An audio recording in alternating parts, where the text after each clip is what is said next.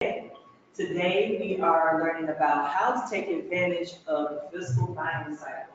And our teacher today is Abe Xiong.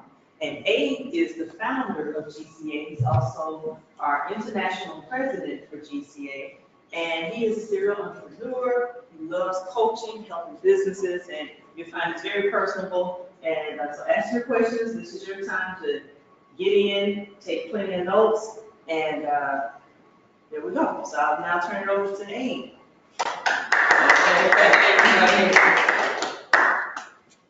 All right, if you have your cell phone, go ahead and silent it. Turn it to vibrate. That way it doesn't disrupt everybody.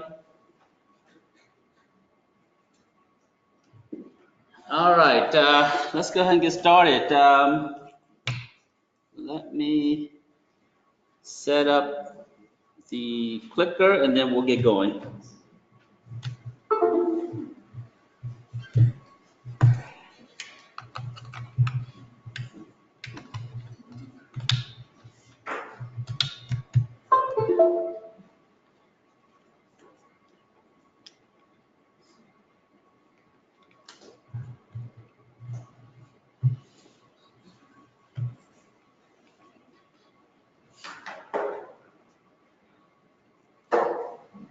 Got it.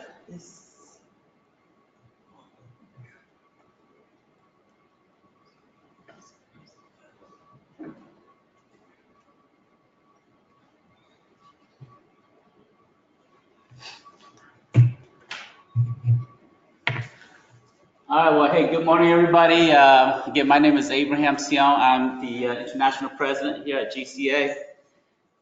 Now, we have a few people online. For those of you who's joining us online, you'll be able to hear us.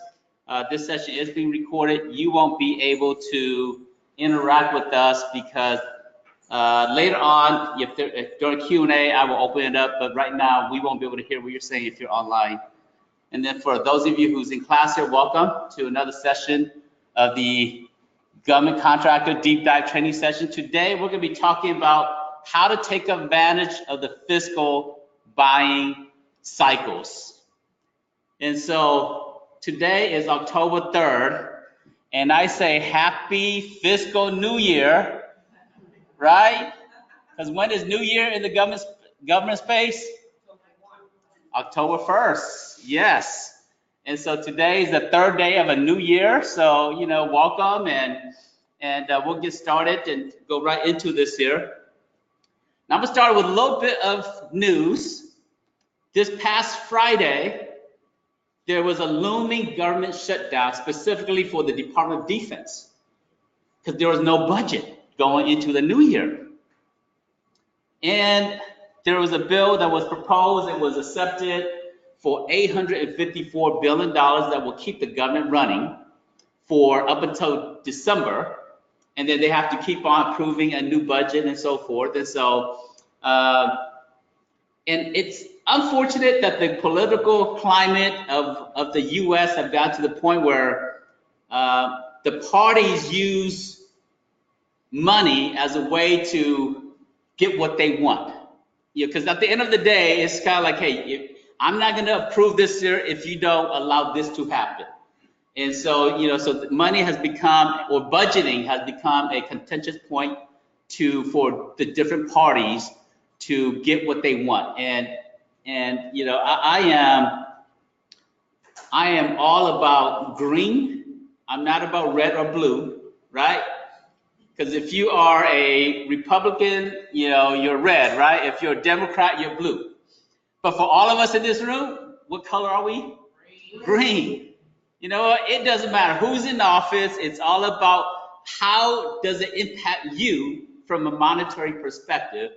And so we're going to be talking about the fiscal year because that impacts the green that gets into your pocket. So we're going to be talking about that there. But I want to share a little bit about who I am. I have been a small business advocate for many, many years. In most of the things that I've done as an entrepreneur, every aspect of it has been about helping other people. For example, I was in real estate, and when I was doing real estate, I was investing, buying properties, building communities, but I started a side business called Investor Coach, where I was teaching people how to invest in real estate. In the government market, I started doing consulting work in the government space. And then I decided that, you know what, doing consulting is great, but I want to create an association that can help small businesses. So I can empower small business to get into the government market. So I've been a small business advocate for really most of my adult life. In everything I do, there's got to be a social component to it. There's got to be a community component to it. There's got to be a good besides just yourself. And if it's all about you, guess what? I mean, it's okay, but it's just about you. And when you arrive, you want some people there with you, right? When you get to where the grass is greener, you want people to be there with you. And so that's a little bit about who I am and part of what I'm about. I've started many businesses. One of the first businesses I started was a comic book baseball card shop. Anybody was a collector of comic books or baseball cards back in the days? Anybody? Nobody. Okay, you collected a little bit. Okay, good. And when I was about in my 20s, I spent about 3 years, I started a small little retail store, and it's about half the size of this room here. And we had comic books, baseball cards there, and some of the kids that used to come to it, now they're all grown up, and they would see me somewhere. They said, "Hey, Mr. Abe, you're the comic book guy, or you're the baseball card guy." And I recently saw a gentleman. He was just a young kid, used to come to the baseball card shop, and now he's grown up with kids and so forth. And actually, it turns out we go to the same church. So we saw each other afterwards, and so we ran into each other that way. So. But, I did that for about 3 years. Then I decided that I want to be a missionary for the rest of my life. So I sold everything I had, and I went overseas to Thailand with the hopes and goals of going back to Laos to be a missionary. Now, Laos is a developing nation and is one of the poorest countries in the world. The average person probably makes between about $400 or $500 a year. That's a whole year salary. So that's a little bit more than $1 a day. And people survive off of that. So I went back there to be a missionary and got to Thailand, worked with a community and educators where we were trying to rescue girls who are being sold into the sex trade. And we would bring them into an island, and it's a big river, and there's an island in the middle of the river, and so we would put the ladies there, put fences all around it so no one can get in. It's not so that they can get out. They don't want to get out. They want a safe place, and so we bring them to the safe place, and there's a fence around it. There's only one way in and one way out, so that the pimps can get in and other people can get in. So they can have a safe place so that they can transition back to normal life again. So I went there and worked with these young ladies, educate them. And some of them are just like 10-year-old girls, 11-year-old, 12-year-old girls. And their parents sold them sometimes knowingly, and sometimes they don't know. Because if somebody comes to you and you have 6 kids, and they say, "Hey, I want to educate your kids, and I want to take them to the big city. We're going to provide them room and board, tuition, full education, and we're going to give you $5,000. Well, $5,000 on a salary of $500 a year, that's 10 years of life, right? And so you're thinking, I've got 5 kids, I have to feed the other 4 kids. I'm going to let this one go to get educated. Maybe she will come back one day. But some parents, they kind of know.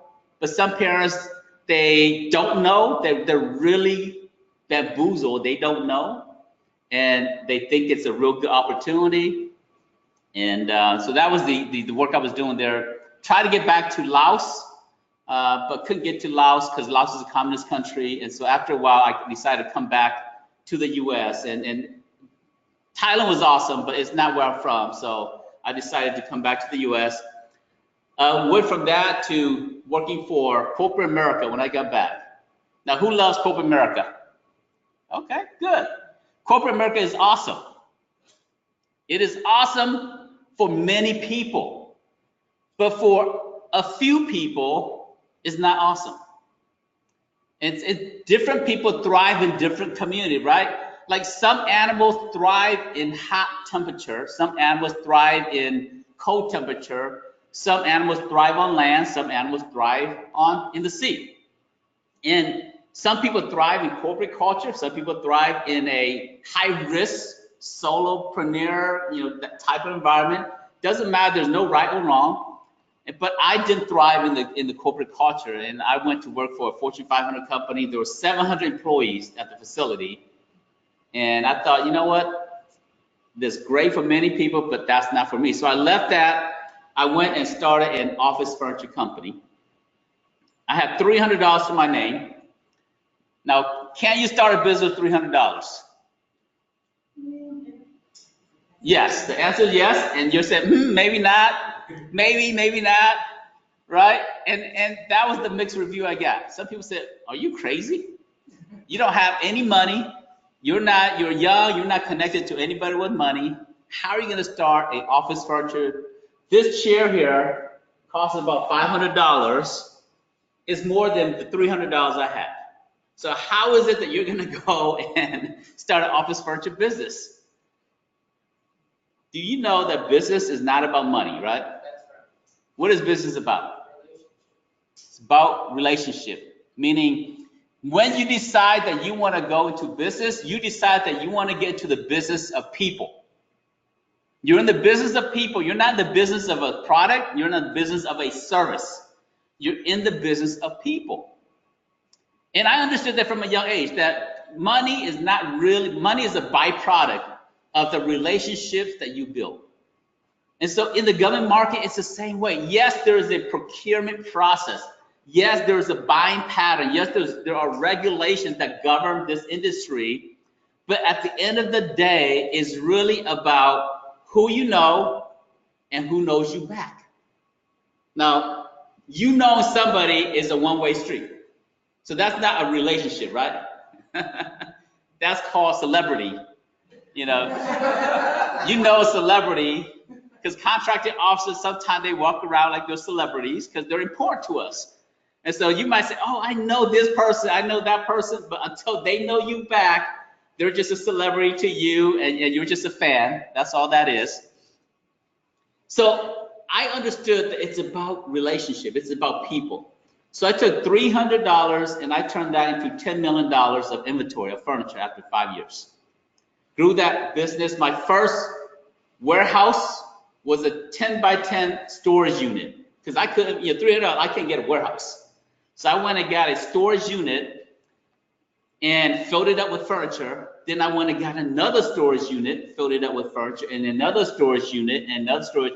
After 6 months, I had 75 storage units filled with furniture.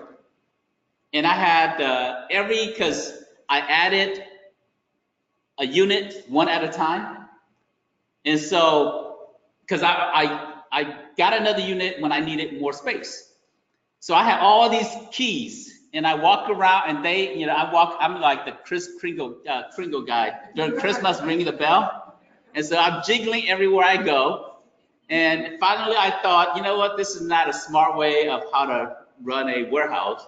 So I finally went and leased out a 10,000 square foot warehouse, filled it up with furniture, got tractor trailers, about 15 different tractor trailers, filled that out with furniture, got a second warehouse, and grew that business. And then 5 years later, I decided to sell that business, and then I got to real estate and started buying real estate. And as I started to buy real estate, my first house was in West End. Now, I lived in the suburb since we moved to Georgia, never been to the West End. And I thought, hey, this is an up and coming area. And, when I was looking at the house, I saw a BMW drive-through. And I thought, okay, yeah, you know what? This is an up and coming community. Of course, this is, gentrification is happening here. So I'm just early, and I'm going to buy a house. And we bought that house, and then we started doing renovation on it. And I realized that the reason why BMWs were coming through was not because of gentrification. It was because it was a drug house 2 doors down from my house, and people were coming by to buy drugs. But as it turned out, we made money. We made over $50,000 on that first house. And we've been able to build a real estate business out of that. And then in 2007, the real estate market crashed. We call it the bubble burst. And went through a really hard time. $20 million of real estate assets and holdings and investment disappeared in 1 year.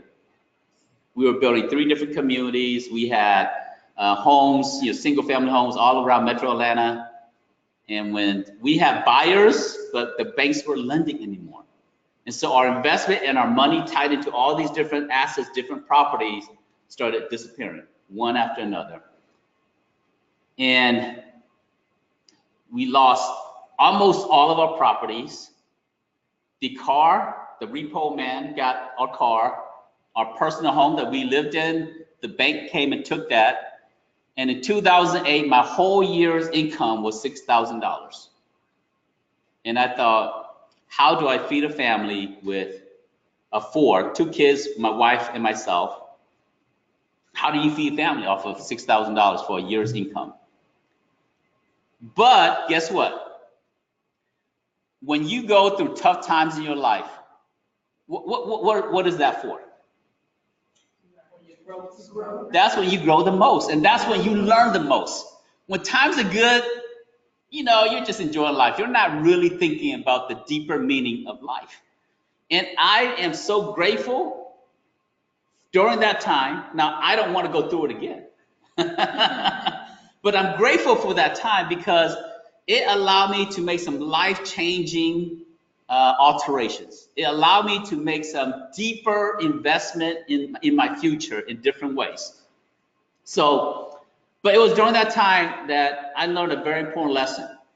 My real estate business is dead. I don't have a home. I can't even pay for my car. But guess what I invested in? I invested in myself by investing in an office space. Now, I don't recommend you going and your first investment being an office space, but I invested in an office space. My real estate business was in an office space that we were paying about almost $2,000 a month for it. And I went to the leasing manager and I said, hey, you have 2 choices. You can kick me out like you kicked everybody else out, or you can let me stay. And she said, let you stay? I can't let you stay for free. And sometimes this is how you know that the Spirit is guiding you. And I know I didn't have any money, so I could tell her that I'm going to pay her. But as she was saying, I can't let you stay for free, out of my mouth came, of course not. I don't expect you to let me stay for free. She said, well, what can you pay? And I didn't have any money to commit to her. But the Spirit spoke for me, and the Spirit said $500 a month. Now, I can't pay a car note. How am I going to pay office space? But as an entrepreneur, right, you have to leap out there on steps of what? Faith. You have to take faith. Most people call that taking risk. But if you are spiritually inclined, you call that just walking out on faith. And so entrepreneurship is about stepping out on faith. Getting into the government market is about stepping into the unknown, stepping into a world that speaks a different language, that has a different culture, a different mindset, something that you may not be 100% comfortable in. Now imagine going to do business in Japan. Who speaks Japanese here? Okay, not a single hand. It's a foreign world. Different culture, different food, different language. How are you going to go start a business in Japan? Well, going to the government market is the same, right, Wanda? Going to the government market is different. It's a different culture, different world. And so what I decided was, okay, you know what? I'm going to invest in this office space. I don't have money, and she's probably not going to say yes anyways, right? You start to make excuses. Yeah, she's not going to say yes. 2,000 to 500. Nah, she's not gonna do that. Well, she came up to the office later and she said, you know what? I'm gonna take you on that offer. I'm gonna let you stay for $500 a month. Now I'm on the hook. And so as an entrepreneur, when things get tough, what do? You get tougher. You find a way. You find a way. So what I did was, back then, we didn't have cell phones, right? Or at least the smartphones. We had the flip phones. And so I took my flip phone, and I had about 1,000 phone numbers on my flip phone, and I just started calling down everybody that I knew that had a small business. And I said, hey, you know what? Where are you working from? Oh, you're working from home. I've got an office space for you. It's got a private office for you. It's got a conference room, a training room, and free internet. They said, yeah, how much? $250. That's it, $250 for an office space, centrally located. And I found 2 people that took me up on the offer. $500 covered the lease. Now, all I had to do was hustle for $150 a month to cover the internet. And that's kind of how I reinvested in starting a business. Well, it was in that business there that I met a gentleman. I had the office space, but I didn't have a business. I didn't know what kind of business to start. So why would you invest in a space when you don't have a business, right? Doesn't make any sense. But I knew I wanted to be an entrepreneur. So I was there, and a friend was having a meeting with somebody else. I didn't know, who that person was. And since they were in my conference room, I decided to walk in and say hello. And I walked in, and when we started talking, and I said, what do you do, sir? And he said, I do government contracting. And I said, what's that? Kind of like what some of you are saying right now. What is that? What's government contracting? Never really, kind of hear about it, but you don't really know it, right? And so tell me more. So he started telling me about government contracting. He said, well, who are you? Tell me who you are. I started sharing with him about my entrepreneur background. He said, you know what? I'm a retired lieutenant colonel from the Army, 22 years in. 11 of those years, he was a contracting officer. He's awarded over $5 billion in government contracts. And he said, Abe, we need to do something together. And that's how I got to the government space. So he became a great teacher, a great mentor to me. I learned the government market through him, and then eventually became really good at this space here. But I still had an issue, because as a consulting company teaching business how to get into the government market, consultants, who's a consultant in here? Most of you are all consultants, right? Regardless of what you do. There's an aspect of what you do that's consulting. And I realized that as a consultant, we charge a lot of money. And if a business did not have $100,000 to $200,000, they couldn't hire our consulting company to help them break into the government market. And I thought, how do I help the small businesses that are doing $100,000 a year? They can afford $200,000 to break into the government market. So how do I empower these, this sector of the community? And I realized that I have to do things differently. And so in doing that, I decided to start the Government Contractors Association. And this is why the Government Contractors Association is here. There's got to be someone who empowers people to break into this space here. Because ladies in the room, you represent 51% of the population, but you're winning about 4.6 to 5% of contracting dollars. You talk about the Me Too movement, it should be Me Too, get some government contracting dollars as well. That's right. Because it is dominated by large company and by non-women owned businesses. And there's injustice in society, social injustice, gender injustice, but also economic injustice. And so I thought, if there's going to be any change, if we can change from an economic perspective, then we can empower people to really do something greater. Because you yourself, how many votes do you get? 1, right?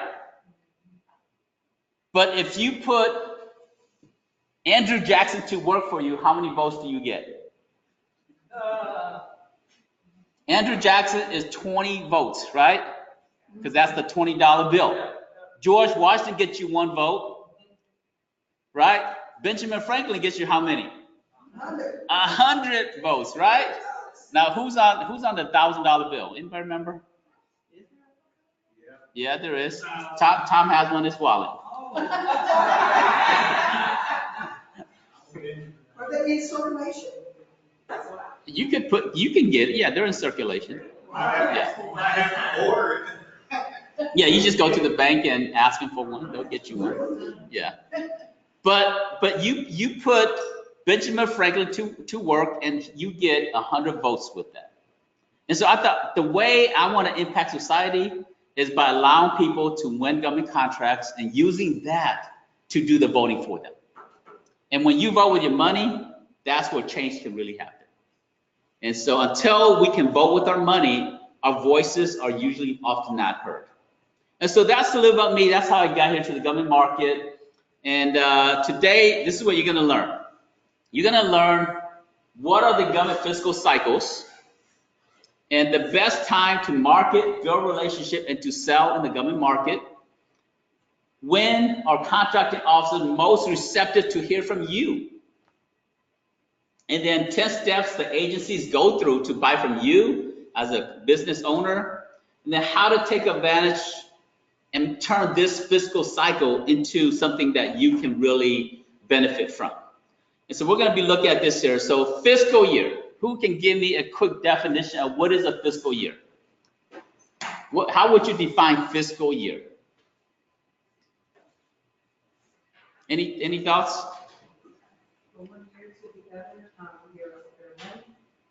Okay, so it's about your money. It's your budget year. Good answer. That's a good definition of it. It's your budget year. And the government have a budget year. And so it is the period used by governments for accounting and budget purposes. And sometimes we call it the financial year, and sometimes we call it the budget year, but it's often called the fiscal year. Now, this is you have a sales process, and you should care about the fiscal year because you have a sales process or a sales cycle, and the government has a buying process or a buying cycle. And if you understand that, then that's where you can increase your contracting dollars. That's when you can increase sales for your company in the government market. And if you don't understand that, then you might not be timing things properly. So things have to line up, right? Has to match. There's a timing for everything, and understanding the buying cycle and understanding your sales cycle allows you to get more contracts. So there's different types of fiscal year. Most businesses, your fiscal year is January 1st to December 31st. Almost all businesses, large companies have slightly different fiscal cycles. Now, we're talking about the government, and the government's fiscal cycle is October 1st to September 30th. And that's why, I started this meeting and training session with a happy fiscal new year, because today is the 3rd of this new year here. And so that's the federal buying cycle. And then the states, most states, their buying cycle is July 1st to June 30th. Now, if you want a copy of this presentation here, take all the notes you want, but shoot myself an email. It's abe@govcontractors.org, and I'll be more than happy to do this. So usually I try to put it up on the website, but my schedule's come in tight, so I haven't been able to put it up on the website so that you can download it quickly. But shoot me an email, abe@govcontractors.org, and I'll be more than happy to send you a copy of this presentation here. So most states, July 1st to June 30th. Now, 46 states use the July 1st to June 30th fiscal cycle. Now, 4 states, they're unique. So Alabama, they use the federal cycle, so it ends on September 30th, October 1st to September 30th. And then Michigan is the same, September 30th. New York is March 31st. So it goes from April 1st to March 31st. That's New York. And Texas is August 31st. That's when their fiscal year ends. And so if you're marketing, engaging to these different states, you have to understand their fiscal cycle so that you know when. And we're going to go into more details of what to do in the first quarter, what to do in the second quarter, what to do in the third quarter, and what's ideal to do in the fourth quarter, and what the government's doing and what you should be doing. So this gives you a quick overview of the fiscal year. So quarter one for the state is July to September. Quarter two is October to December. The third quarter is January to March. And the fourth quarter is April to June. Now, at the SLED, anybody know what SLED stands for? Yeah, I didn't put the word up here, but SLED. It's an acronym or a governance terminology. SLED stands for state, local, and education systems. Because these are pretty large buying organizations out there, or agencies. And so SLED is a terminology often used in the government market. So you either focus on SLED, which is state, local, and the educational system, like the county school systems and city school systems and so forth, or you focus on the federal government. And so most SLED organizations, 43% of them, outside of the state, in terms of the local municipality, they use June as their end fiscal year. 37% of them uses December, which is the calendar year, January 1st to December 31st. And then 9% of them use the federal, which is September 30th. And then a few other are more creative. 11%, they're just creative. It might be April 1st to March 30th and so forth. And so different people, but again, you have to go and study the agency that you're focused on, what their fiscal year looks like, so that you can appropriately address the agency that you're focused on. All right, so let's talk about business fiscal cycle, right? For business, which are all of you, you have to find a fiscal year that match your industry. So most businesses, we use calendar year, which is January 1st to December 31st. Now, 99% of all small businesses use the calendar year. That's your fiscal year, that's your budget year. Now, there's also the tax year, right? Tax year is when? When is taxes due? April 15th for personal, and business is? No. Businesses? No. That's the late filing. That's the extended. That is, if you missed the deadline and you file an extension, then it's October 15th for businesses. Oh, actually, it's September. Business is September. It's March 15th for businesses. Yeah, 1 month before the personal. Now, you guys, how many years you've owned your business and you don't keep up with you don't pay taxes? Well, I'm still dealing with Schedule C. Okay. Yeah, so yeah, if you do Schedule C, then it's April 15th.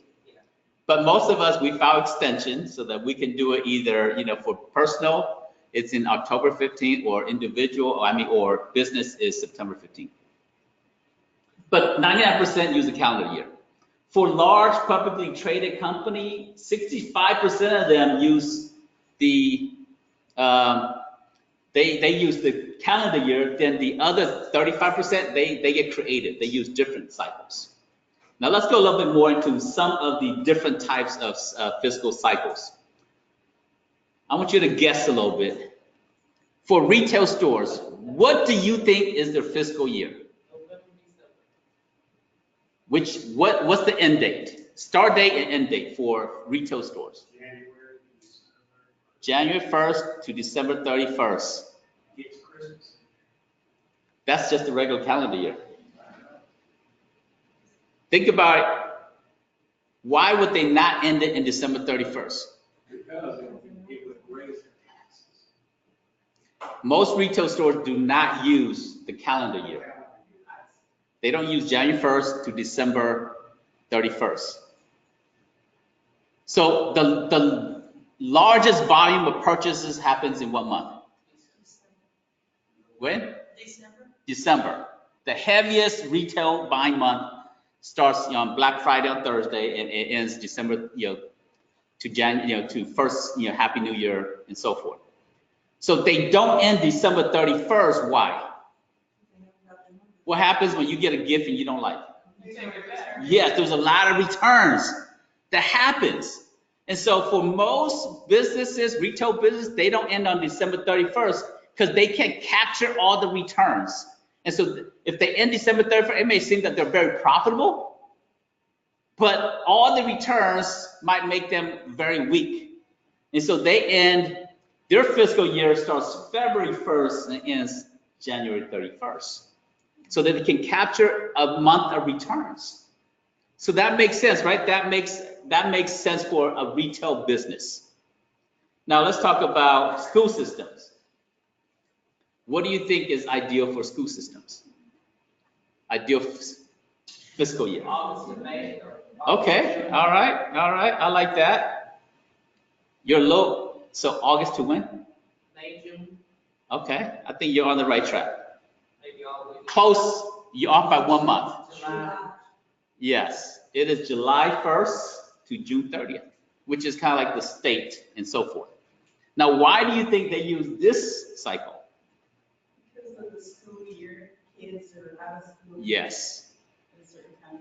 this coincides more with the school year, the actual time that kids go to school and when teachers get paid and all the stuff here. So the school system, most school system, not all, but most school system use this fiscal year.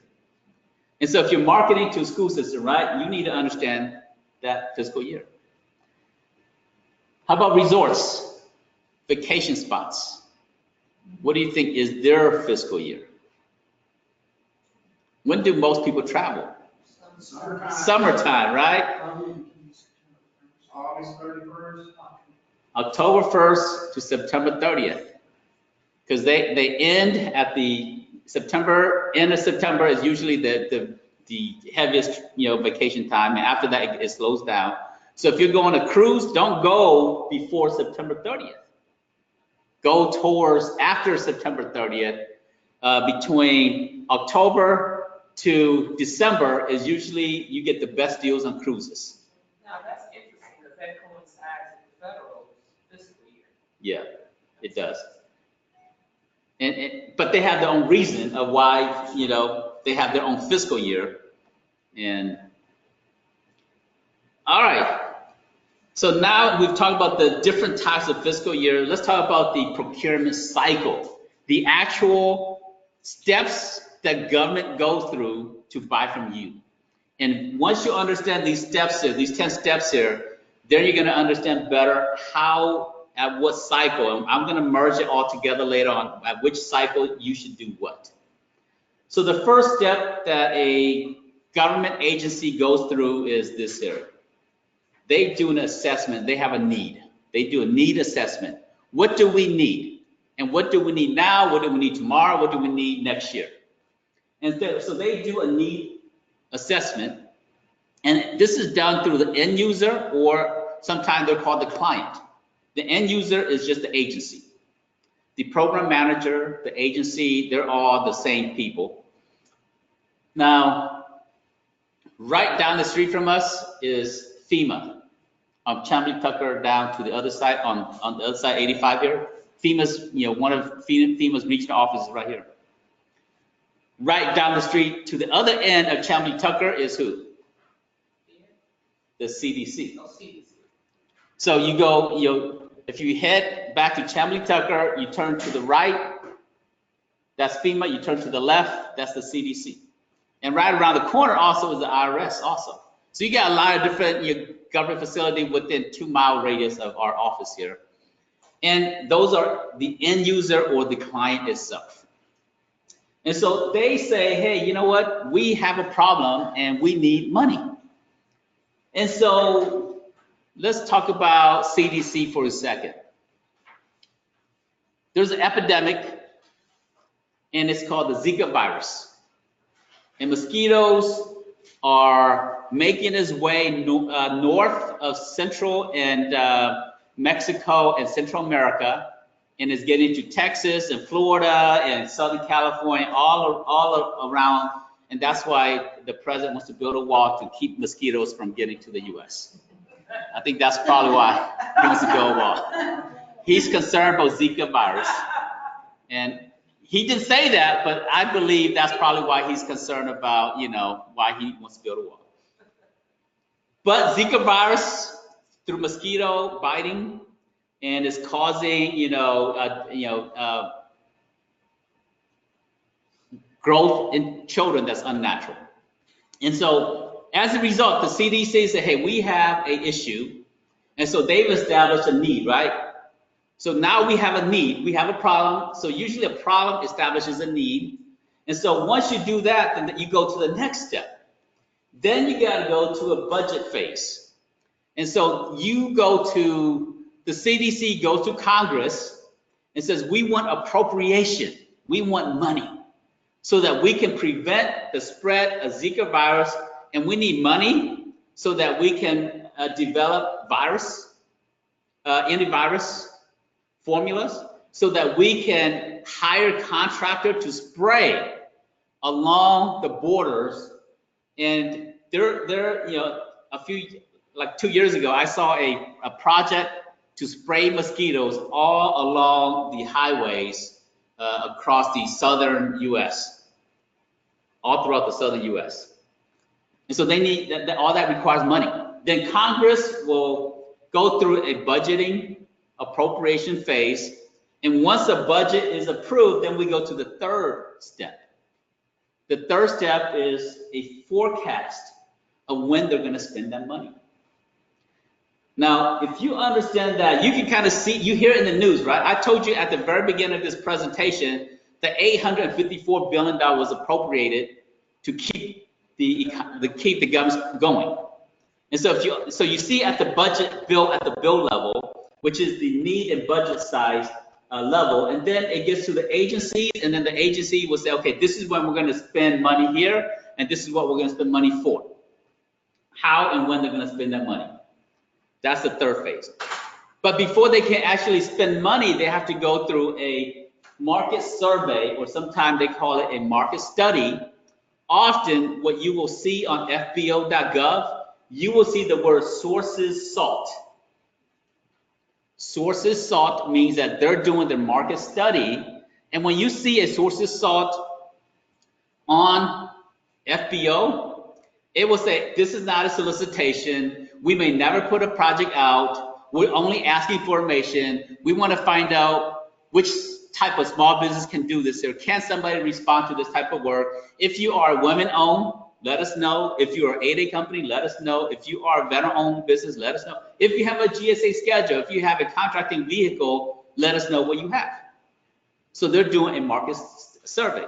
And then they don't ask for a lot of paperwork. It's usually between 5 pages to 20 pages. And it might include resume. It might include your capability statement. It might include a simple 2-page overview of your response of how you can do work for that type of project that they're looking for. And so that is a sources sought, or sometimes they call it RFI. What does RFI stands for? Request for information. So RFI is the same thing as a sources sought or market study or market survey. So phase number 4 is probably very critical in terms of how you understand this process here. And this is when you actually can win a sole source contract. So if you're an 8A company and you want to win a sole source contract, this is the phase that you should be actively engaged with the contracting officer or with the agency itself. And they're not saying we're gonna promise a project. So most people wait, and they wait until step number 5. And step number 5, it comes out as a solicitation. At the federal market, they call it a solicitation. Sometimes they call it an RFP, which stands for Request for Proposal. Or quote. Or quote, RFQ, or IFB. What's IFB? Invitation for bid. What is that? Invitation? Invitation for bid. So they're inviting you to bid on whatever they're buying. But all of that at the federal market, most of the time you're going to see as a solicitation. But it could come out as an RFI, RFQ, not RFI, RFP, or RFQ, or IFB. All of that is a solicitation. And so when it hits step number 5, then that's when most people get involved. That's, oh yeah, now it's a real project, and that's when they get involved and they start putting together their packages and their proposal, which is the response to the solicitation. When it gets to step number 5, it's almost too late. Not quite too late, but it's almost too late. Why is that? Tom? Well, because they're looking at the early market survey people have sent in, and they're also looking at these people have investigated and they're prepared to do the business, so it's almost in their mind where they may make it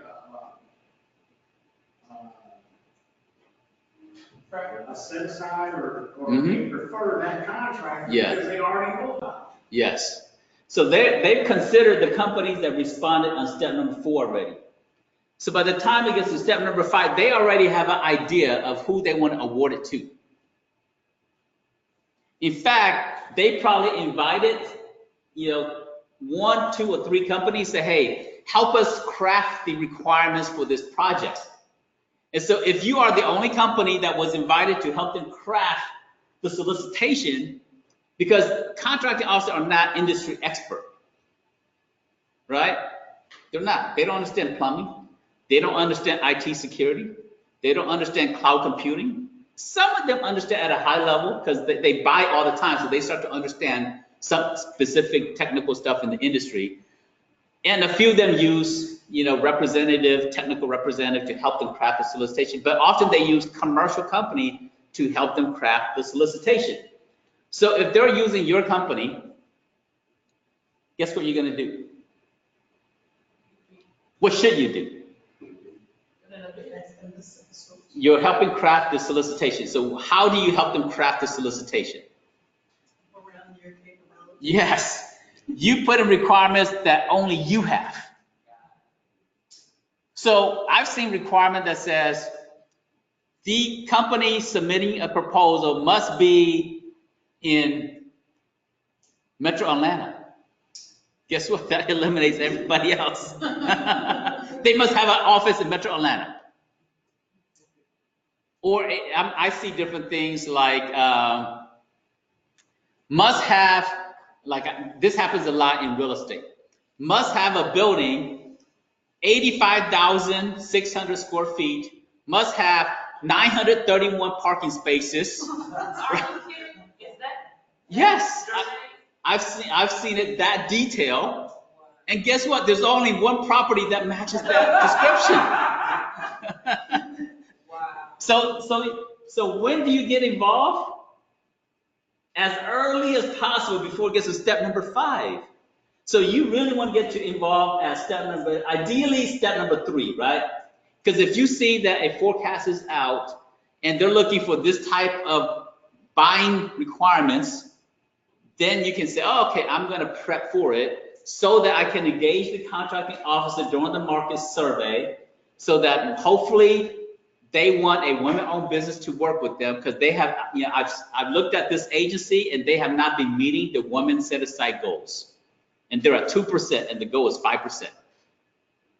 And so when they're buying, I'm sure that they're going to want to buy for a women-owned business.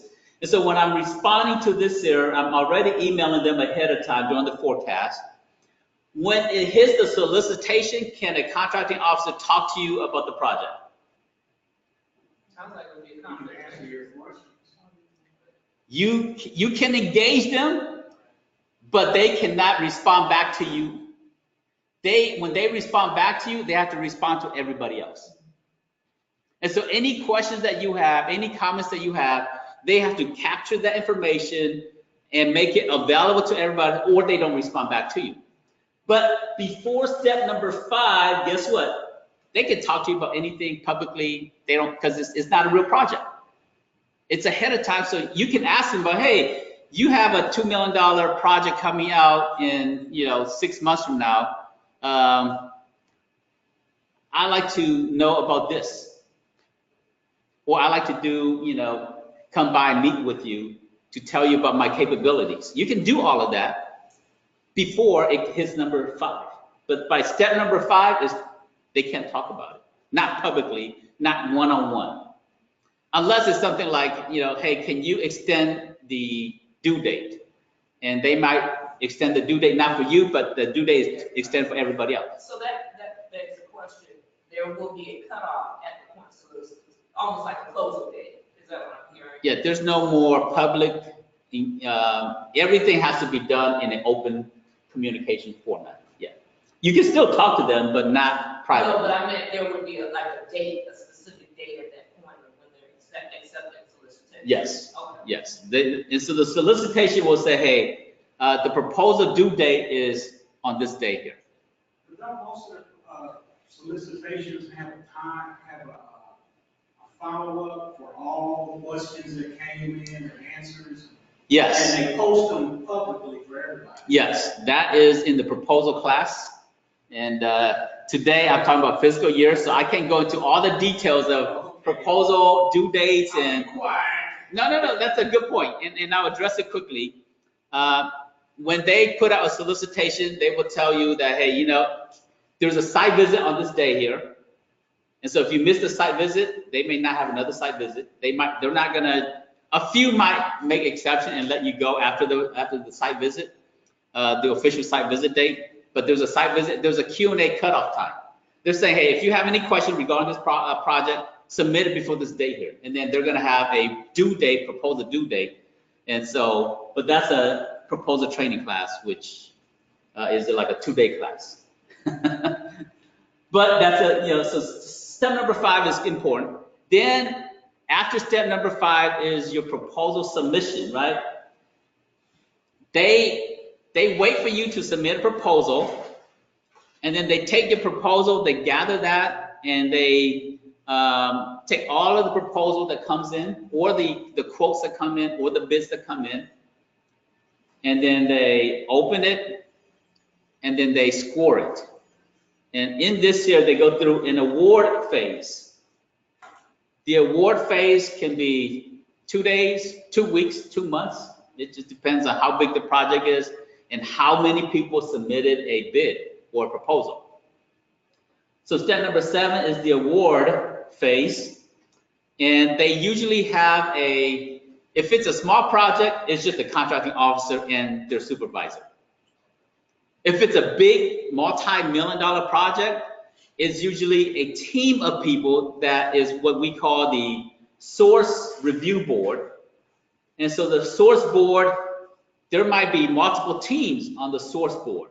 There might be a technical team that all they read is the technical information and your technical capabilities and your quality assurance program. It goes into all of that. And then there's a pricing team, and all they look at is just the price. And so on a big project, they don't want the 2 teams to kind of be swayed by the price. They want the merits of the technical response to be separate from the merits of the pricing itself. But the award, it goes through this phase here, and then they choose and they award a contract. Then after they award a contract, then they go to step number 8, which is you start to perform the work, and they manage the work to make sure that the work is done properly. And to do that, for the performance, there's a few people that you have to work with. You have to work with the contracting officer itself or themselves. You also have to work with the core, the COR, or sometimes it's the COTAR, the COTR. The core stands for the contracting officer's representative. The COTAR, the COTR, stands for the contracting officer's technical representative. Because the contracting officer understands regulation. They understand procurement processes. They don't necessarily understand industry jargon. They don't necessarily understand technical details. And so they will have another person that addresses the technicals, because if you're doing work, it's the COTAR or the core that will make sure that the work is done properly and according to industry standards, according to the requirements. Now, at the same time, you also have to engage with the agency or the client or the end user, and there might be a supervisor, there might be a program manager on site, and you're performing work on their behalf. So you're doing work for them, and so they have someone there every day that you're engaging and so forth. Now, if you're in the products side of things and you're selling products to the government, then there's going to be someone that receives it, checks it off, make sure that it's properly received, that the quantity matches and so forth. And so there may not be a lengthy process. It might be just a one-time engagement. But if you're in the service industry, it may be weeks or months before the project is done. And in that type of situation, you're going to have to deal with three main people: the contract officer, their technical representative, and the program manager or the supervisor or the end user. Those are the same third person. So you're performing the work, they're managing the work. Then we get to step number 9, which is compliance. They have a lot of compliance to make sure that you're following all the regulations, meaning that in the solicitation, it says that you must have a general liability insurance of $2 million. And you write your proposal, and in your proposal, assuming that you only have what's the standard general liability for most businesses? No, Standard. What, half a million? 1 million. 1 million is standard. So you have the standard general liability. But the requirement says you must have a 2 million general liability insurance. So when you see the solicitation, what do? Do you not bid on it? Or do you go buy more insurance? Or what should you do? Okay, more insurance, that's one answer. What's another thing you can do? Partner with somebody who have the insurance. So that means they will be the prime and you'll be the sub, because the prime must have the $2 million general liability. That's another way to do it. What's another way to do it, Tom? Buy umbrella part, but that requires more money, so it's the same answer.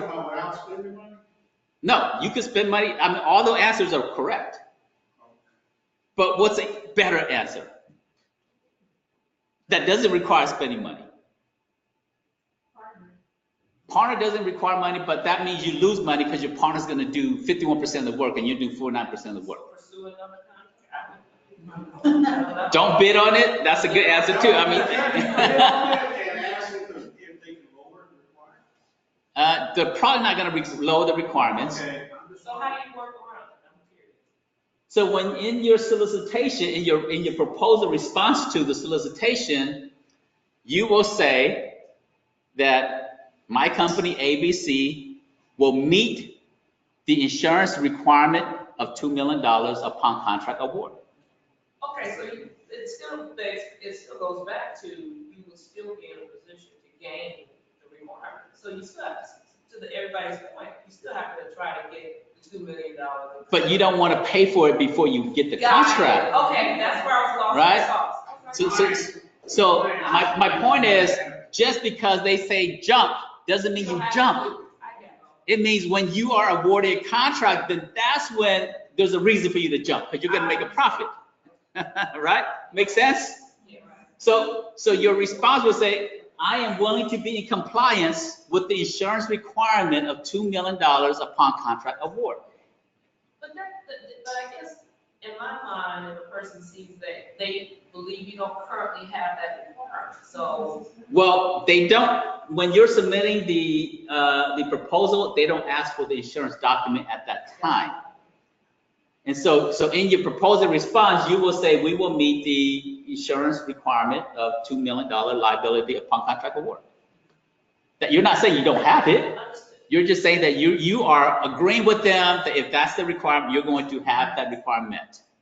Hence the need for proposal, right? Or you understand it and you can write your own proposal. That's why you're in this class, right? So you had a question back there? No, I was asking you to repeat it in your. Okay, great. So don't a lot of When you get way up into federal, don't allow them to require your bonding and insurance when you submit your proposal. So that's part of compliance, right? So who's in construction? Anybody? Okay, construction, anybody in other industry that requires bonding? Janitorial, sometimes that requires, you know, facilities requires, you know, bonding, not all the time.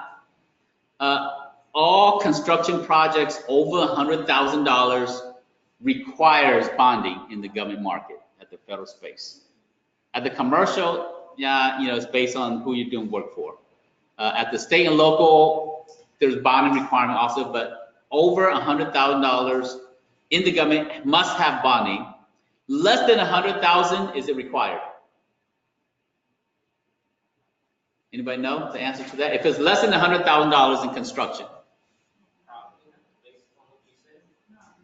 it's at the discretion of the contracting officer. So the contracting officer may require it or may not require it. It's at their discretion. So keep that in mind. If you're bidding on a project and it's 50,000, but they're asking for bonding, it's at the discretion of the contracting officer. So that might be part of compliance, that you must have bonding.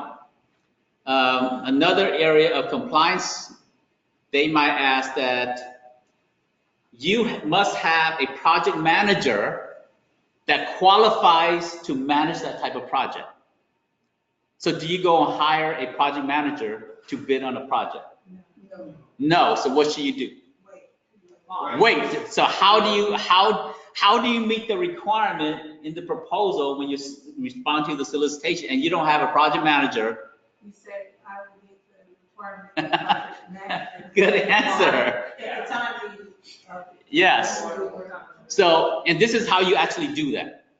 You go and source out people who's on the market who are project managers with the skill set that fits that project, and you get 2 or 3 people that says, yes, I'm willing to work for your project if I'm still available on the market at the time you are awarded a contract. And that's called a contingency to hire. So you will interview them, meet with them as if they're going to work for your company, but you disclose to them that, hey, this is your salary, this is our company, we're bidding on this project and we're anticipating a award date on this time here. And I want to see if you are willing to work on this project with us. And most people who's on the job market, it doesn't hurt them to say, yeah, you can use my resume and I'm willing to work for your company because the salary matches what I'm looking for. And I do that kind of work anyways. And so most people on the job market, they will say, yes, I'm open. Now, a few will say, I'm only open up until this date. And some will say, hey, as long as I'm still on the market, when you get it, let me know, I'm going to take the project. And so you submit their resume and you submit the contingency to hire document, which is a very simple 1-pager. And it's really just a few words, a few sentences. And you fill out their name and say, hey, you know, I, Billy Bob Smith, and agree to, you know, work for this project here if I'm still available on the, you know, by the contract award. Something very simple like that. And then you submit that with your proposal to them. And so that's part of compliance. Huh? Now, if they're no longer available, you just find somebody else. What is ACO and TCO?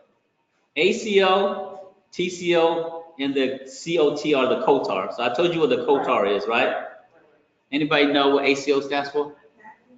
The what? Okay, the CO is contracting officer. The A is not active, but administrative contracting officer.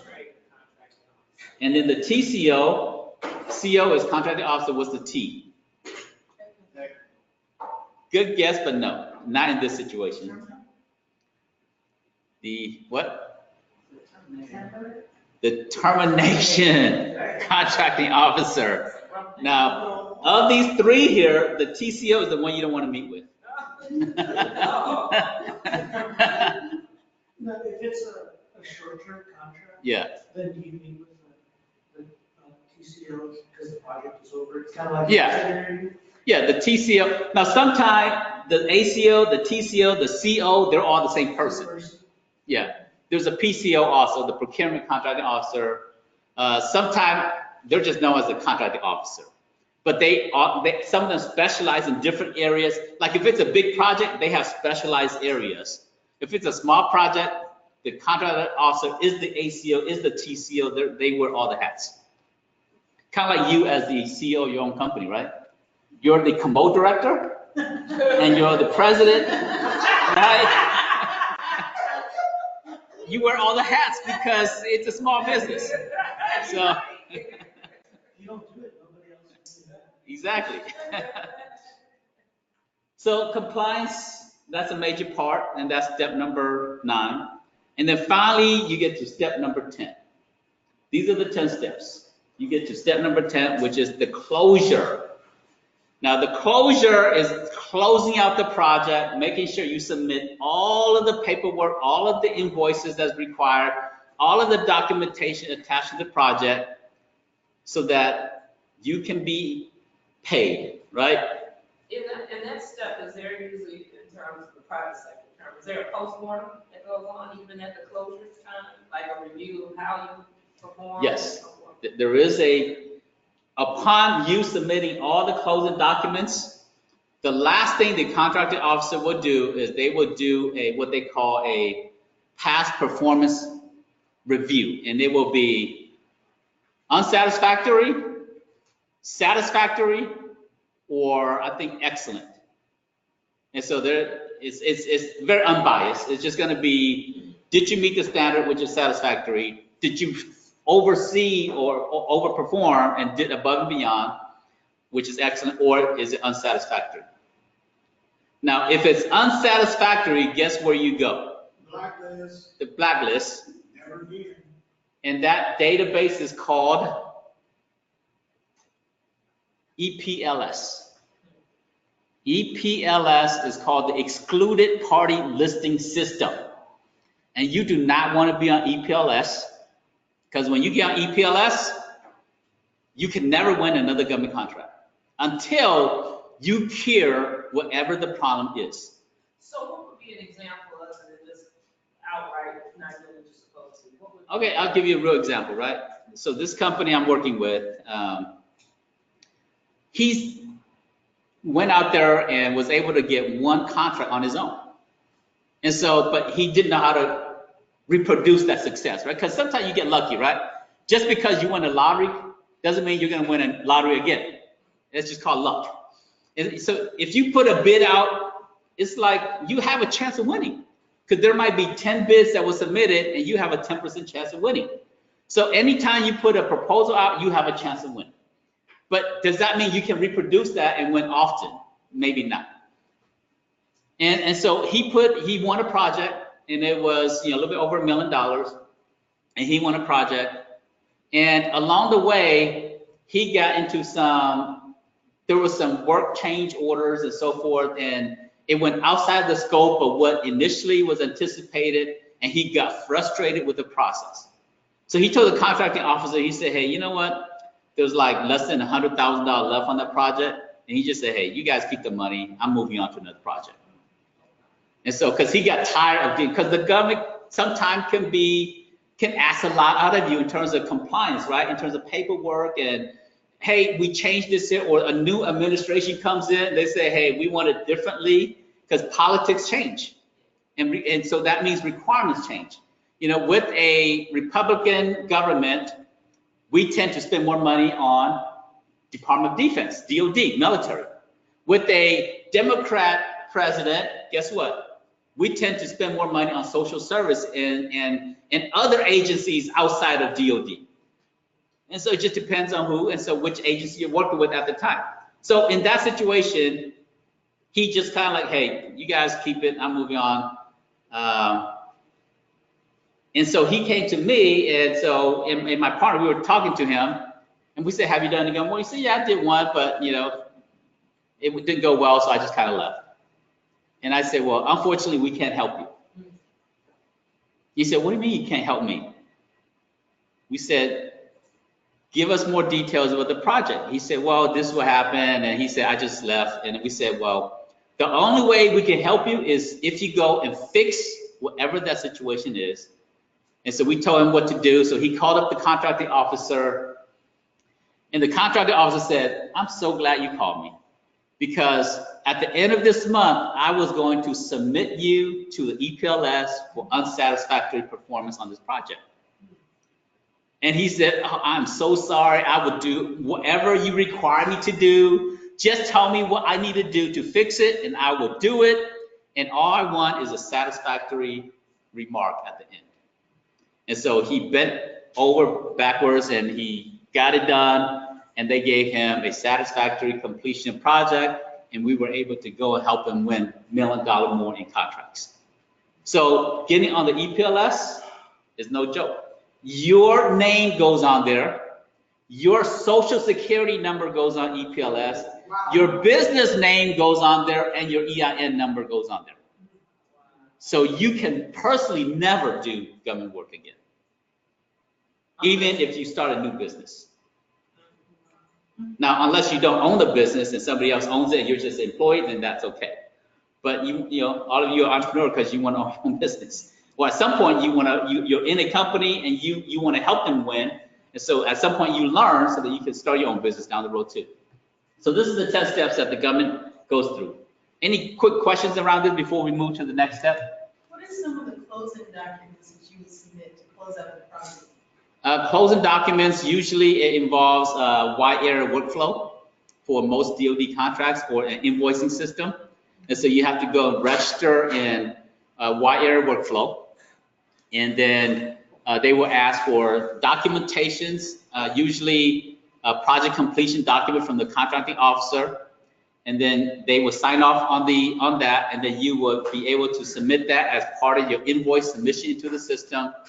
And then the person that pays you is not the contracting officer, because the person that pays you is from the budgeting office, which is tied to the end user, which is a complete separate office, and they use wide area workflow. And so that's one type of paperwork. The other type of paperwork are the insurance and all the other, quality assurance program. You have to do quality reports. You have to, documentation of OSHA requirements and HR requirements. All those different things could be depending on the type of project.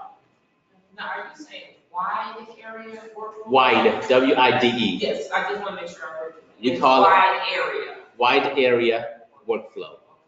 That manages probably about 60-70% of all contracting dollars. Now, some agencies have their own little invoicing portal system also, but that's the main one. All right, so let's talk about the 12 steps you have to go through to engage the government. And I call this her the goddess of government contracting. So her name is Asirim Ropcc. It's a rap name. Asirim Ropcc. Her first name is Asirim. Her last name is Ropcc. It's a better name than Cardi B or something like that. And she's a lot more beautiful. So Asirim is an acronym, Ropcc is an acronym. And so A stands for assessment, which is your first step that you have to go through. You have to assess where your business is at. And before you can go anywhere, you have to know where you're at, right? Right now you say, hey, I want to do work in the government market. I want to go to Washington, D.C. because there's a lot of money in the government market. So you want to go to Washington, D.C., but you're in Georgia. Well, you can't just start driving and you say, well, Washington, D.C. is northeast from here, and you can't just start driving. First, you have to identify through your GPS where you are first, so that the GPS is not going to just pinpoint the end, it has to pinpoint the beginning. And that's how you get routed. And so that's part of assessment. And assessment has to do with this here. How much money do you have? I couldn't care less how much money you have, but you should care how much money you have.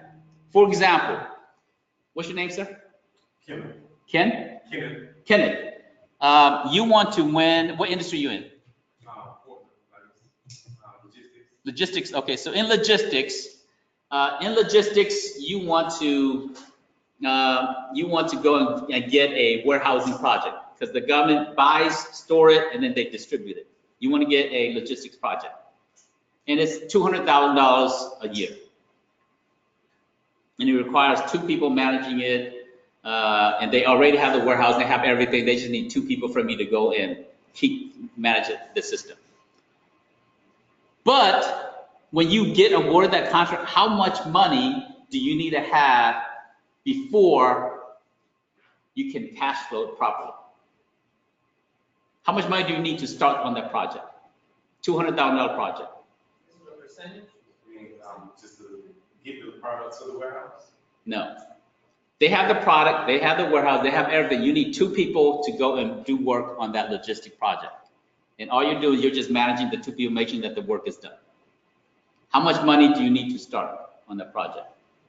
I mean, they're funding it, right? Well, are you asking me or are you telling me? Well, if I took it, I mean, me personally, I wouldn't have anything, so I would actually. Okay. Well, that's part of what I'm asking you this question. How much money do you have? How much money do you need to start a $200,000 project? You need about 20% of the size of the project that you're working on. So if you're bidding on a $200,000 project, you need to have about $40,000 to start on that project. Now, in staffing, you just need about 60 days of payroll, if it's just pure staffing. Now, if it's product, you might need more than that because you might have to buy all of the product up front. If it's $200,000 of product, you have to buy $200,000 worth of product. And so you either need a line of credit from the manufacturer that's selling you the product and they give you a 30-day credit, or you have to put up the money first, buy it, and then ship it, and then they have 30 days to pay you from the moment you invoice them. And so that's why you need to assess yourself. Hey, if I'm getting a manpower project for $200,000, I have to cash flow for 60 days because you do the work for 30 days, you invoice them, then they have 30 days to pay you. So you need cash flow to get that going. So that's part of assessment. You have to understand where you are and how much money you're going to put out. Then you got to develop a strategy. Your strategy has to do with short-term and a long-term strategy. Your short-term strategy could be, let me get 8A certification. That's a short-term strategy. Short-term strategy is what you said earlier, a teaming. Let me team with somebody else. That's a short-term strategy.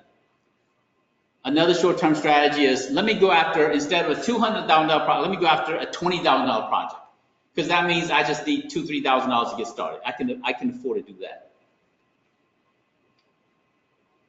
And so that's part of your short-term strategy. Your long-term strategy is, what happens when I graduate out of the 8A program? How do I keep winning contracts? That's, you got to have a long-term strategy. And there's so many other things, but I want to at least give you high level today, and we have a more detailed training in our boot camp that's coming up on all these steps here. Step number 3 is you have to educate yourself. You have to learn a new culture, a new language. New nome your company mi meton ku ohalu jo lata ba ku samonya to me your link to chate tashino ku monya to me. Right? Pam speaks the language because she's heard me speak many times, right? So I said, hey, you as a small business here, you're a business owner, you're minority-owned business, your 8A program.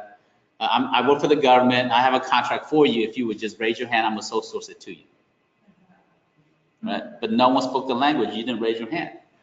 It's a part of educating yourself is why you're all here, right? You have to immerse yourself into this space here. If you don't, you're not going to speak the language. And then registration. Registration has to do with being in SAM, being with the Georgia Tea Marketplace, being registered at the state level, being registered with the city of Atlanta if you want to do it with them, being registered at DeKalb County. All that's registration. Also, registration includes getting certified and so forth. All that falls under registration.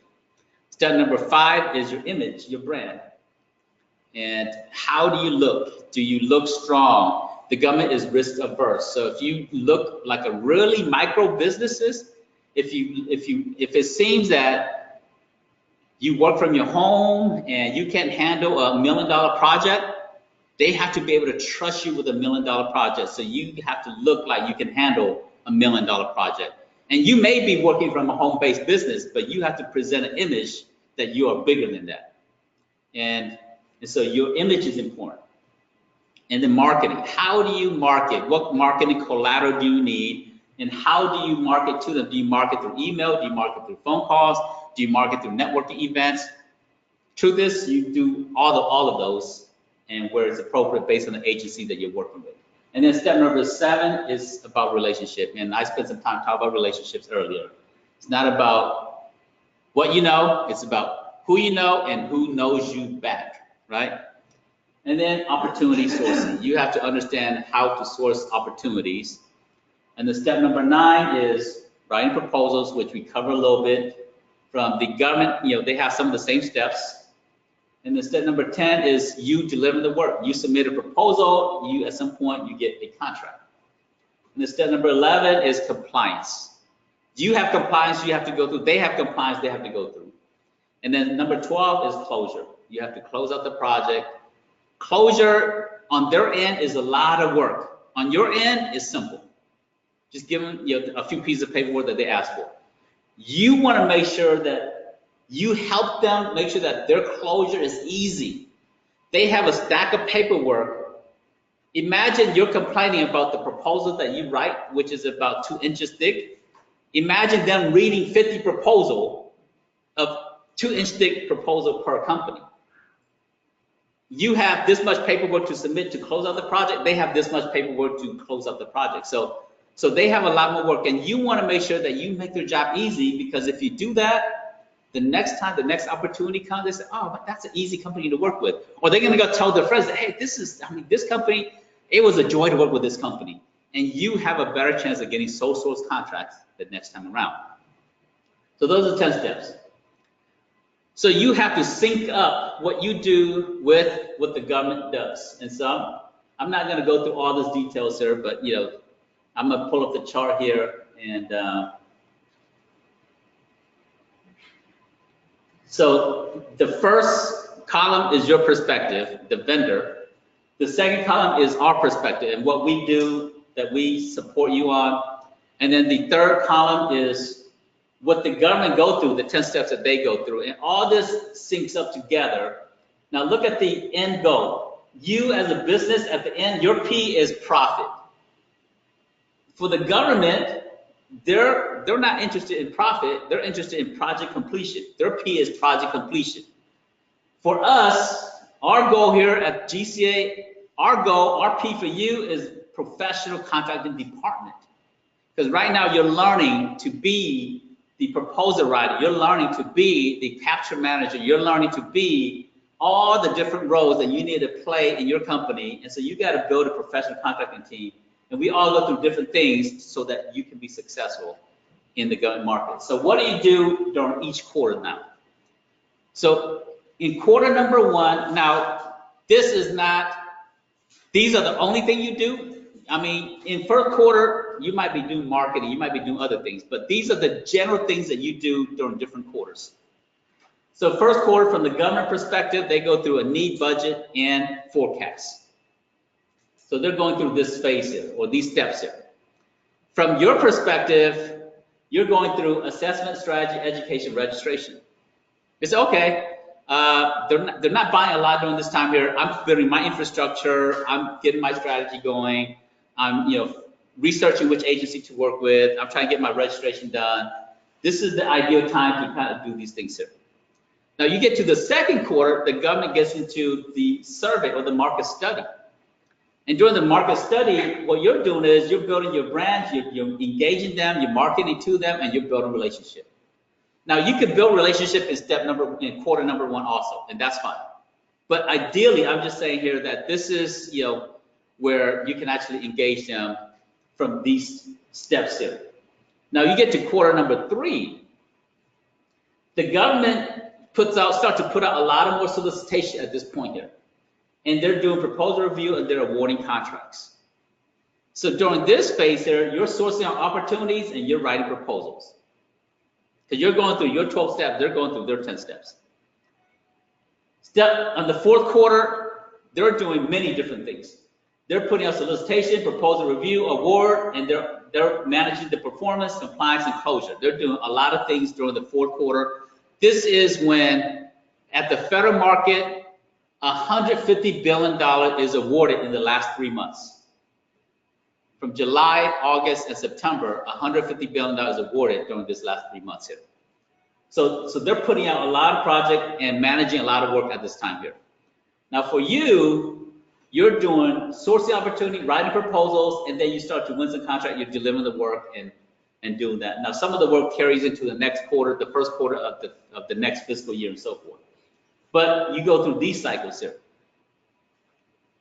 So if you understand what they go through, understand what you go through, then you understand what quarter is best.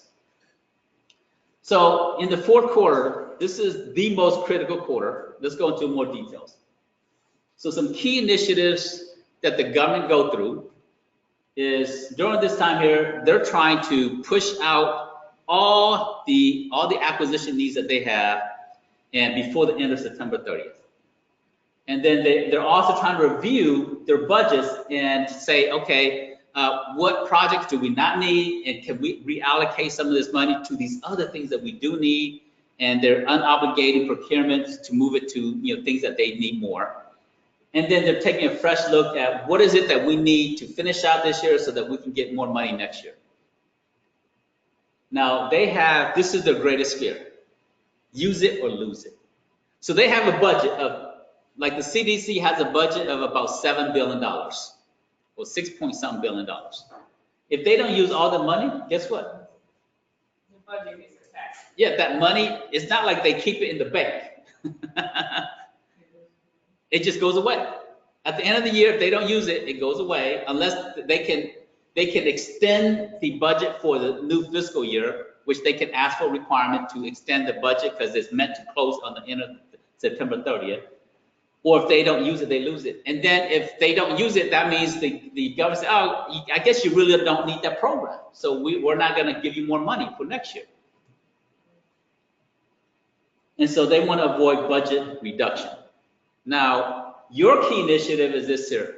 During the fourth quarter, you use a shotgun approach.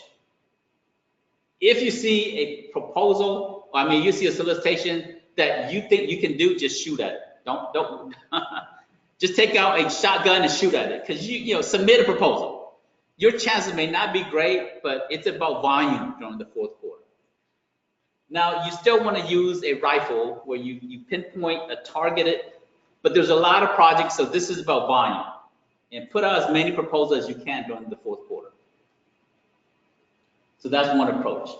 And then the other thing is you want to look for SAPs. Simplified acquisition procedures. Now, what are SAPs? So what does that mean practically for you? You want to go with, I guess, a smaller or something that's simple, basically. Okay. Get something that's simple. You can write it. You want to continue to write, because eventually the more you write, it's sort of like another thing. The more you write, your chances of being awarded are great. Yeah. That goes back to more of my first point. So SAP means that you want to look for project. Sometimes we call it SAT, not the college exam test, but but SAT stands for Simplified Acquisition Threshold. So the government has a SAP process, meaning that any project under $150,000, it must go to small businesses. So you want to look for small size project because it's small business, it should go to small businesses. And you're marketing to them, looking for their small size project. You say, hey, I can do your SAPs. And in an SAP, they can do set asides to small businesses, or they can sole source to small business very easily. And so during this fourth quarter, you want them to use SAP regulations because it makes it easier for them. They don't have to read or look through 200 bids that is submitted. Now, the SAP can go up to 250,000 for some agencies. Some agencies, 150,000, but the new regulation that just came out made the threshold higher to 250,000. Now, a type of SAP is sole source contracts. And that's really what you want. Sole source contract means it's a direct award to one company, and there's no competition, and it's just price negotiation. So no competition means that you don't have to bid against anybody.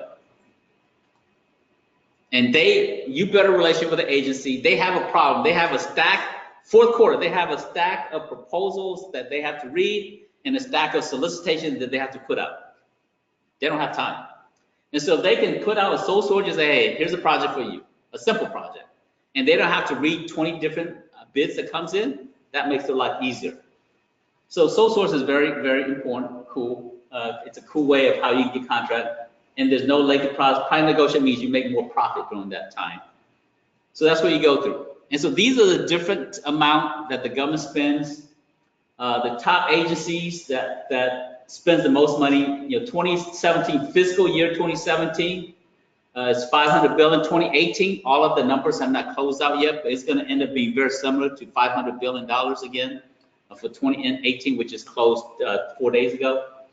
DOD spends 64% of the money. So if you're looking for agency to do work, chances are you're going to probably be doing work for the DOD. Fort Gordon, which is in Augusta, right? Fort McPherson, they're a little bit, still a little bit work at Fort McPherson, even though it's really not supposed to be there anymore. You got Fort Benning in Columbus, Georgia, which is about an hour and a half from here. You got Redstone Arsenal in Huntsville, Alabama, NASA Huntsville, Alabama, which is about 3 hours from here. You got Anniston, the Army depot there. So you got all these different military bases within 3 hour driving distance. Warner Robins Air Force Base, Dobbins Air Force Base in Marietta, right down the street. CDC, I told you all about. There's lots of GSA headquarters in downtown Atlanta, all these different places. But Department of Energy, 5%, the VA is 5.1%, HHS is CDC. A lot of that money is through the CDC, Homeland Security, and so forth. Now, CDC is in our backyard. They do $6.2 billion. They're one of the largest federal contractors in the state of Georgia. And they buy almost everything you can imagine. These are the largest contractors selling to them. So if you want to sell to CDC, some of these are drug-related stuff, and so they may not be best unless you're in the pharmaceutical business. But a lot of them does IT work and so forth, and so you might want to engage them from janitorial, IT, and other things. And then 60% of contracts are competitively awarded. Now, the other 40% is done through different mechanisms, either sole source, simplified acquisition, and so forth. But $320 billion is openly competed, and then $190 billion is sole source, or they did a direct award to Lockheed Martin, because there's SAP for Lockheed Martin also. For example, is top secret. They're building a flying, UFO. They don't call it UFO, they call it stealth bomber and other things, right?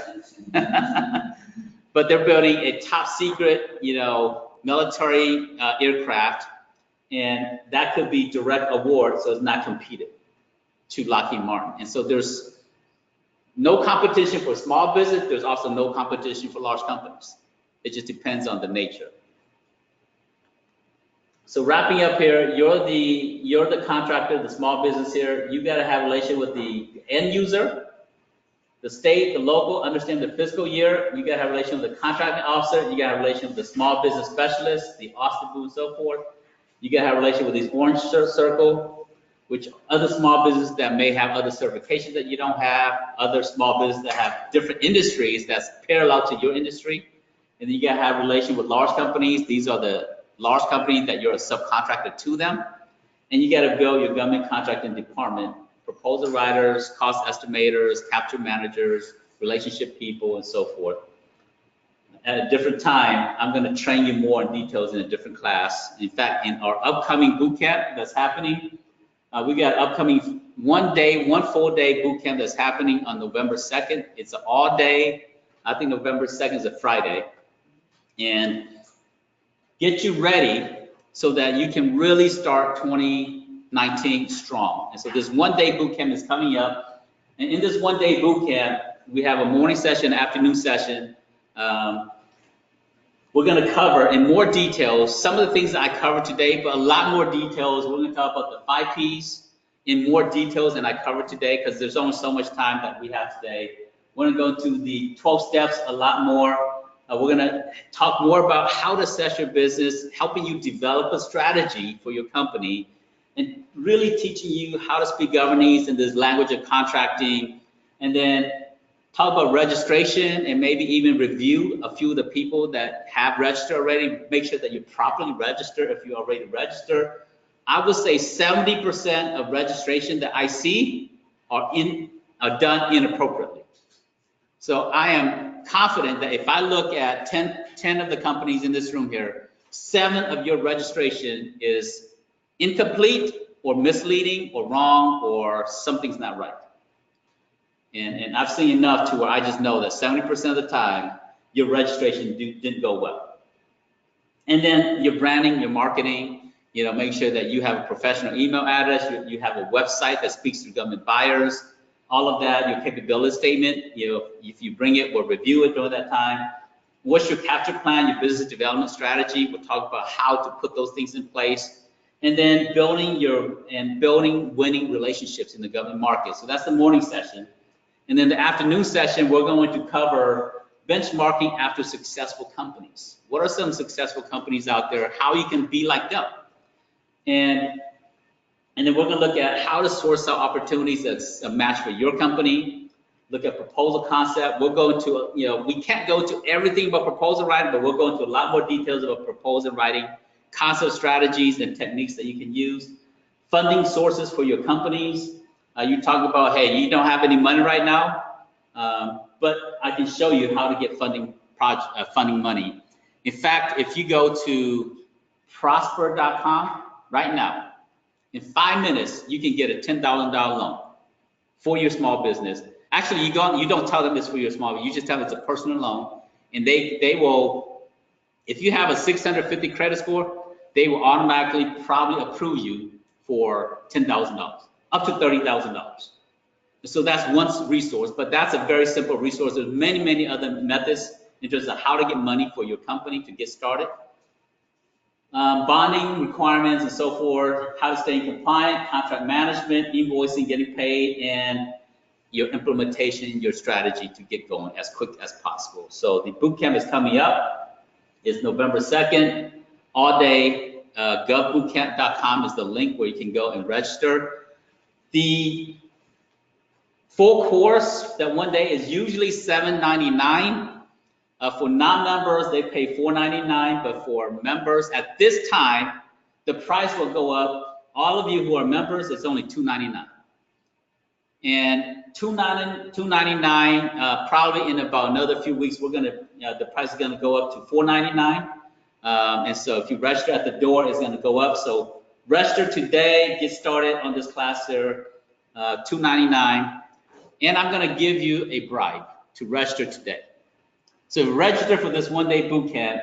I'm gonna give you the Governese dictionary that I've been developing for many, many, many years. And I'm gonna show you the Gov dictionary.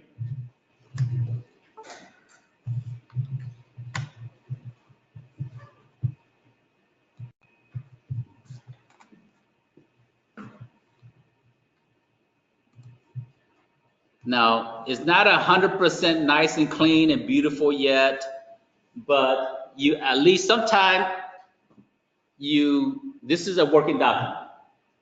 So for example, if you want to know what is an ACO, it's the Administrative Contracting Officer. If you want to know what a BPA is, it's called Blanket Purchase Agreement. And it goes into all the different words and different key government terminology that you need to learn to speak governance. If you're registered in SAM, these are all the terminology that you need to understand in SAM. All these different things here, and then, this is all tied to SAM.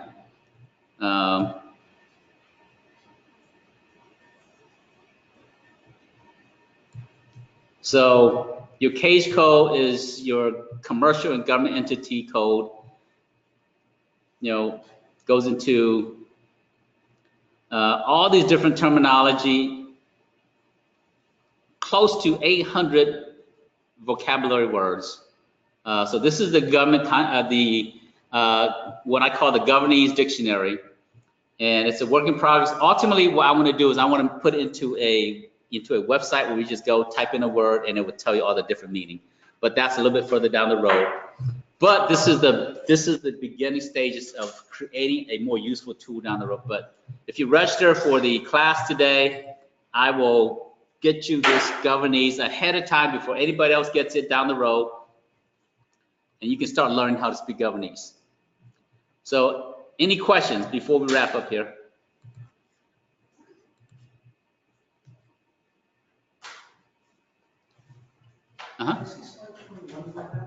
Excuse me? Slide 21. Slide 21? Yeah. Sure.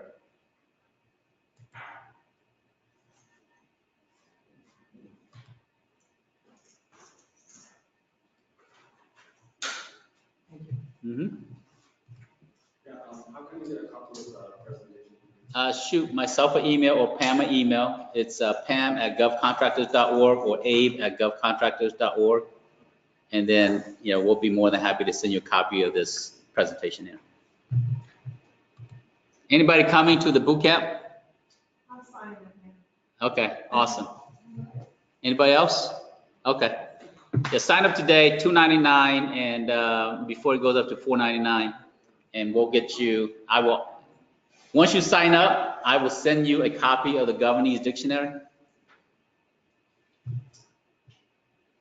All right, hey, for all those of you joining online, go ahead and sign up for the Gov Boot Camp, November 2nd. Thanks for joining us.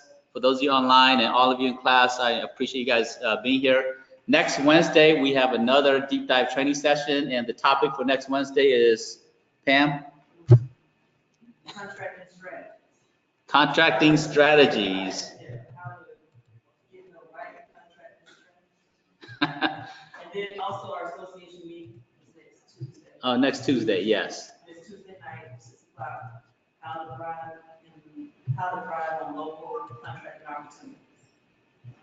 Yeah, so we're bringing in a gentleman who's doing fairly well at the local level, and he's going to be talking about how he's thriving, and so that you can learn from him about what he's doing to succeed at the local level.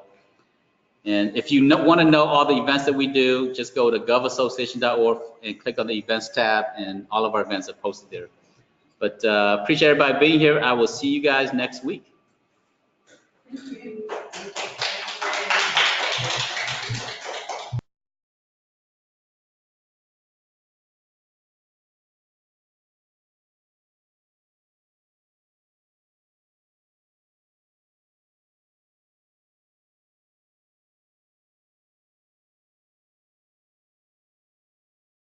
Have a performance issue. Yeah. And to understand how to pull those next, I'm saying it like next codes to incorporate. So Okay. I thought maybe I'd have a little time today, but I got to Yeah. go see somebody. Okay, yeah, study hall is this coming Tuesday at 5 o'clock. But I'm still, like I said, the whole pattern waiting to hear back from they I really hate to do this, but No, do what you gotta do. I gotta keep lights Yeah. on. Yep. Do what you gotta do. Just ABE. ABE. Yeah, and govcontractors.gov. No, .org, not gov, .org. ORG. Yep. Okay. Yeah. Here's my card. Okay, good. Mm-hmm. All right, Kenneth.